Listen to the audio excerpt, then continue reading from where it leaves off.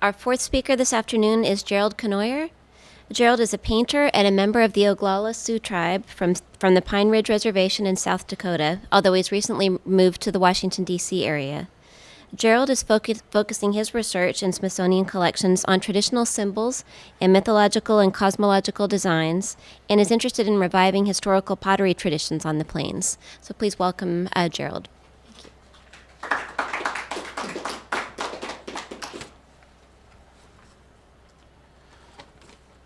Hao mitakiapi, mato taota mieyelo.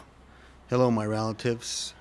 I am his mini bears, Gerald Cournoyer, an enrolled member of the Oglala Sioux Tribe from the Pine Ridge Indian Reservation in South Dakota. My father was Steve Cournoyer Sr., an enrolled member of the Yankton Sioux Tribe, and my mother is Pearl Ladue Cournoyer, an enrolled member of the Oglala Sioux Tribe.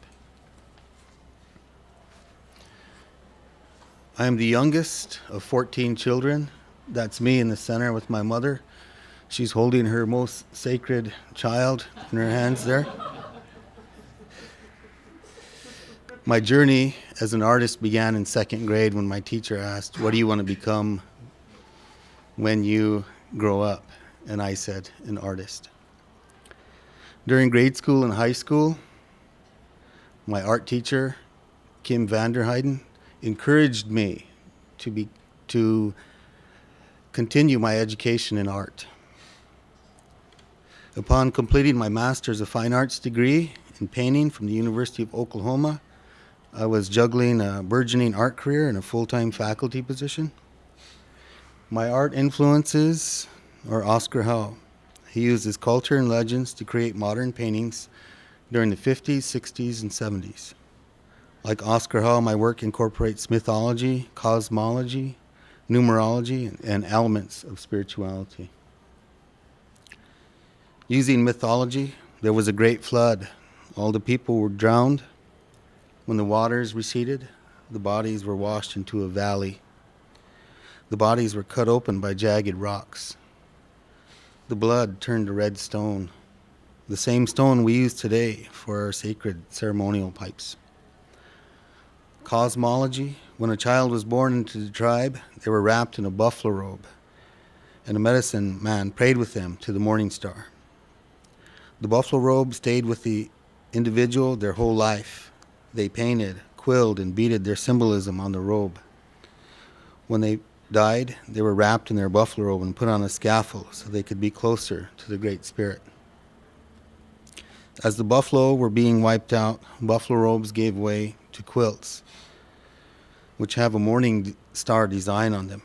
In keeping with tradition, from birth to death, graduation ceremonies, star quilts are given as an honor for the person receiving one. This is my migration from the Pine Ridge Reservation to the Washington, D.C. area. Numerology. The sun and the moon were married and have 4 sons, which became the 4 directions. The Lakota have 7 sacred ceremonials: the pipe ceremony, sweat bath, vision quest, sun dance, making of relatives, keeping of the soul, and womanhood ceremony. The elements of spirituality that I use start out with tobacco, which was hard to come by long ago. You can trade a handful of tobacco for one of the finest horses in the land. It is considered a great sacrifice to offer tobacco, and it's still considered a great sacrifice today. We use red willow in our ceremonial pipes. We harvest before the first thunder in the spring. The red bark is scraped off, which reveals an off-white layer, which also is scraped off. The next white layer is what we use, and we call that chonshasha. The way it was told to me was, "You'll know it when you get to it." That was the only instructions. Trial and error, I guess. Geometric designs represent song, prayer, meditation, repetition of a song sung over and over for spiritual enlightenment. Geometric echoes reference the world, this world, and the afterlife.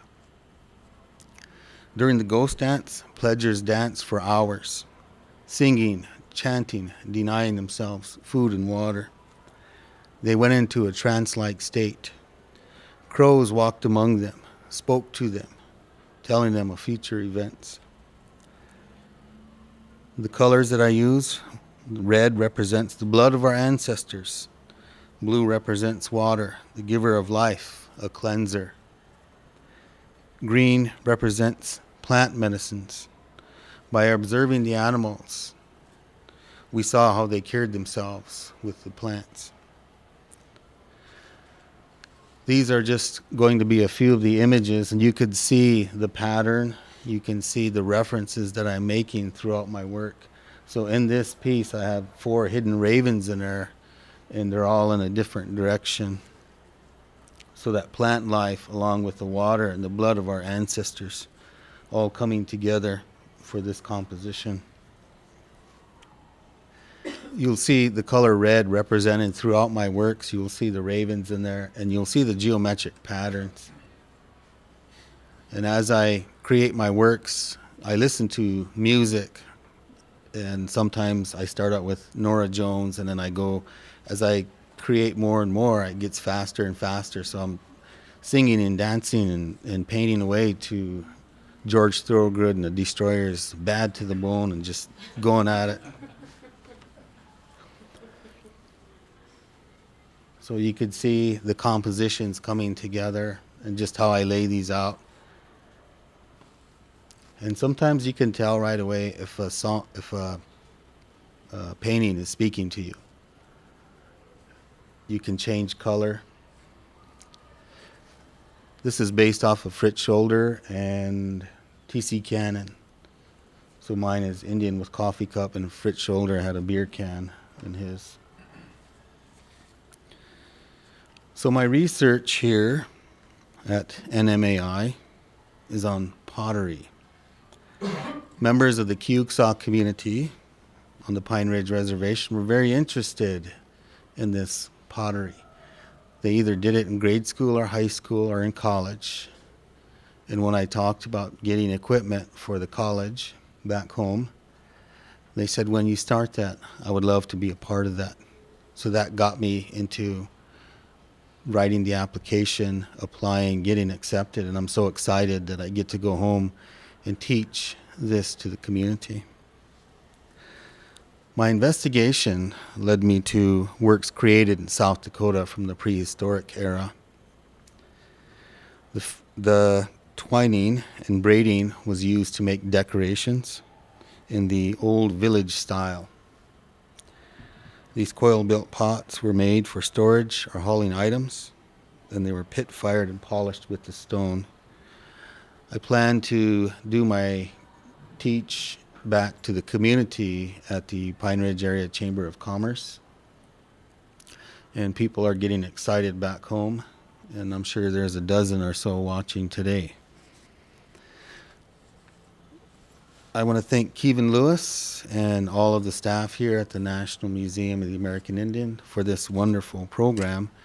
It gives me a lot to bring home to the community, and we want to rekindle the pots that I've seen in the collection. They're really interesting, and it just gives me an overwhelming feeling that I can teach something to the community and they can pass that on for generations to come. So here's an example of one of the pots that I was looking at. And I love the design work, and if you could really see the twining, if you could get close, you could really see the twining in there. And the last shot will be of the Chamber of Commerce, and then the next one will be the Badlands. And there's the Chamber of Commerce. Pilamia, thank you.